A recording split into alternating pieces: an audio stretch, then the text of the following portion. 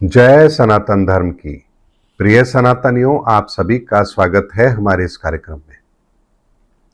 सनातनियों, कई बार जीवन में एक छोटी सी गलती होती है और सब कुछ समाप्त हो जाता है, लेकिन हम ये कभी पहचान ही नहीं पाते कि आखिर वो गलती हमसे हुई तो क्यों हुई, और उस गलती का इतना भीषण परिणाम आखिर हुआ तो क्यों हुआ। आज का वीडियो आपको आपके जीवन के अंदर अपनी गलतियों को, उन गलतियों को समझने में और उनको सुधारने में आपकी बहुत बड़ी मदद करेगा। सनातनी, चलिए एक बात को उदाहरण से समझते हैं। गुब्बारा आपने देखा है, लेकिन अगर आप उस गुब्बारे के अंदर पिन चुबा दें तो परिणाम क्या होगा? गुब्बारा फूट जाएगा।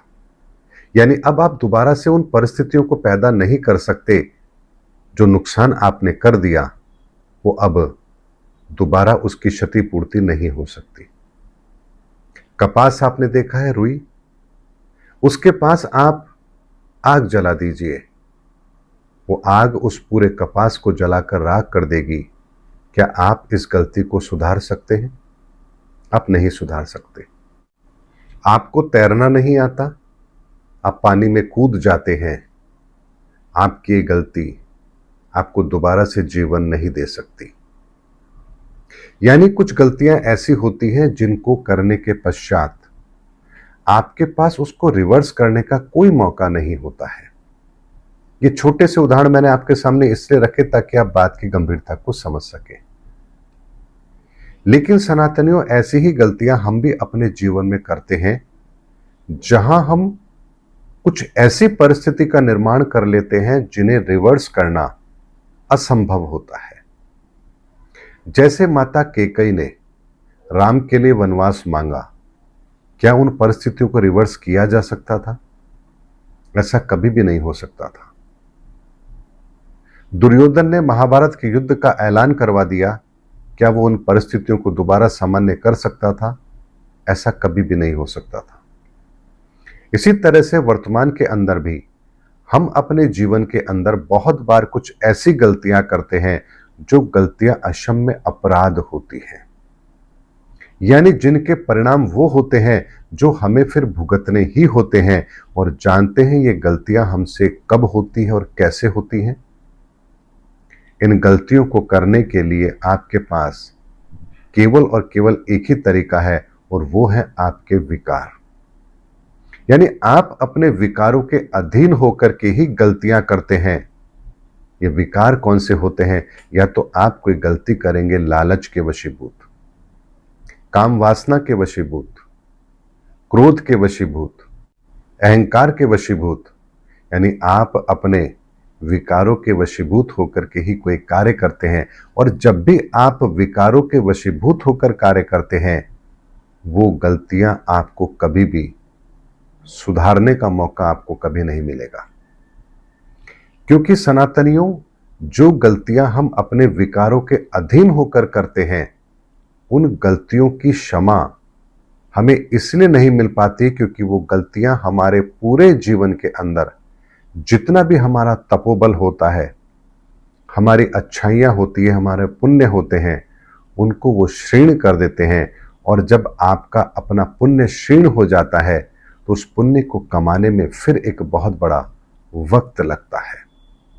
इसीलिए सनातनियों, जब आपके जीवन के अंदर कुछ ऐसी महादशाएं आती हैं जो आपके लिए ठीक ना हो, और उसी समय पर आपके विकार आपके ऊपर हावी होते हैं, और जब ये विकार आपके ऊपर हावी होते हैं, तब आप कुछ ऐसी गलतियां करते हैं जिनके स्थायी परिणाम फिर आपके जीवन के साथ जुड़ जाते हैं, और उन स्थायी परिणामों को आप कभी रिवर्स कर नहीं सकते।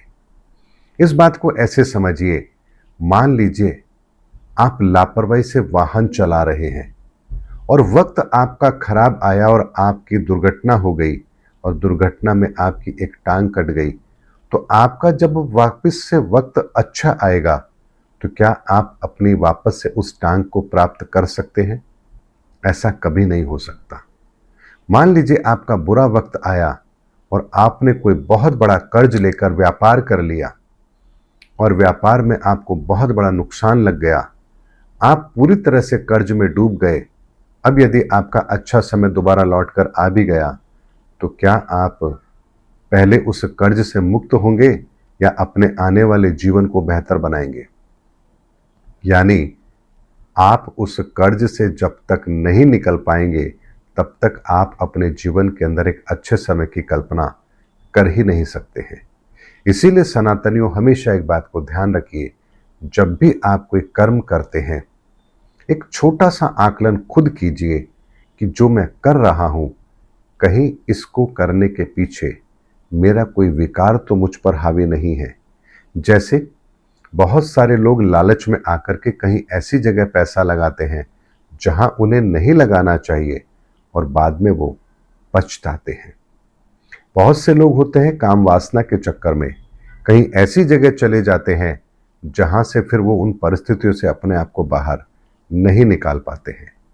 कई बार व्यक्ति क्रोध में आकर के कुछ ऐसा कर देता है जिन परिस्थितियों को दोबारा उसके लिए संभालना मुश्किल होता है।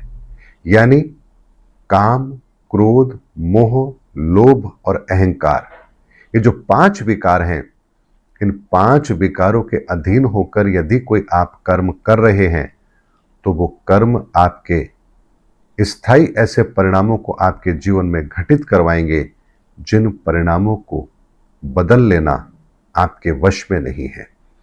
इसीलिए यदि आप कोई कार्य कर रहे हैं और आपकी भावना पवित्र है और फिर भी यदि आपको कुछ नुकसान हुआ है तो निश्चित मानिए वो आपके प्रारब्ध के कारण से है, लेकिन उसकी पूर्ति जरूर होगी, क्योंकि वो कार्य आपने किसी लालच में आकर के नहीं किया है।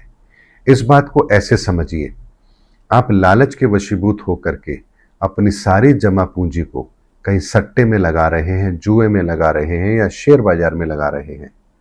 अब यहां यदि आप नुकसान उठाते हैं तो आप दोबारा कभी उस नुकसान की पूर्ति नहीं कर पाएंगे।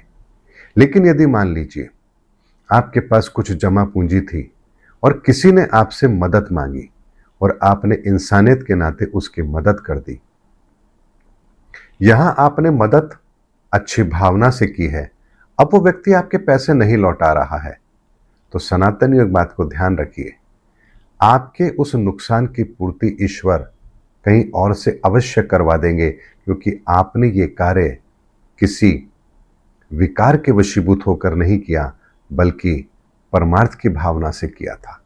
ऐसे में ईश्वर आपकी मदद जरूर करेंगे और आपके उस नुकसान की पूर्ति वो जरूर करवा देंगे। लेकिन आपने लालच के वशीभूत होकर के फिर अगर कोई कार्य किया है, फिर आप चाहे कहीं भी जाकर के ईश्वर से प्रार्थना कीजिए, आपके नुकसान की पूर्ति कभी भी नहीं होगी, क्योंकि वो कार्य आपने विकारों के अधीन होकर किया है और जो कार्य आपका विकारों के अधीन होकर हुआ है उसमें ईश्वरीय सत्ता कभी भी हस्तक्षेप करती ही नहीं है, क्योंकि वो फिर आपके कर्म सिद्धांतों के अंदर आता है और यहाँ फिर वही परिणाम आते हैं, जैसा करोगे वैसा भरोगे। इसीलिए सनातनियों, जीवन के अंदर दुख आए चाहे सुख आए, लेकिन यदि विकारों के अधीन होकर के आपने कोई कर्म किया और उसके बाद यदि आपके जीवन में दुख आ रहा है तो उस दुख का कोई समायोजन नहीं है। लेकिन आप यदि निस्वार्थ भाव से कर्म कर रहे हैं और फिर यदि आपके जीवन में कोई दुख आया है तो एक छोटी सी प्रार्थना भी आपको उस दुख से बाहर निकालने के लिए पर्याप्त है। उम्मीद करता हूं सनातनियों, आपके जीवन के अंदर जो तकलीफें चल रही हैं उन तकलीफों का आप आकलन कीजिए कि वो गलतियां आपने किस विकार के अधीन की थी, और विकारों के अधीन यदि कोई गलती हुई है तो उसका परिणाम तो आपको भुगतना होगा। लेकिन आपकी कोई गलती नहीं, कोई विकार आपके भीतर नहीं था और फिर आपसे कोई कार्य हुआ और उसकी वजह से आपको नकारात्मक परिणाम मिले हैं, तो निश्चित मानिए एक छोटी सी ईश्वर से की गई प्रार्थना भी आपको उस परिस्थिति से बाहर निकालने में आपकी मदद जरूर करेगी।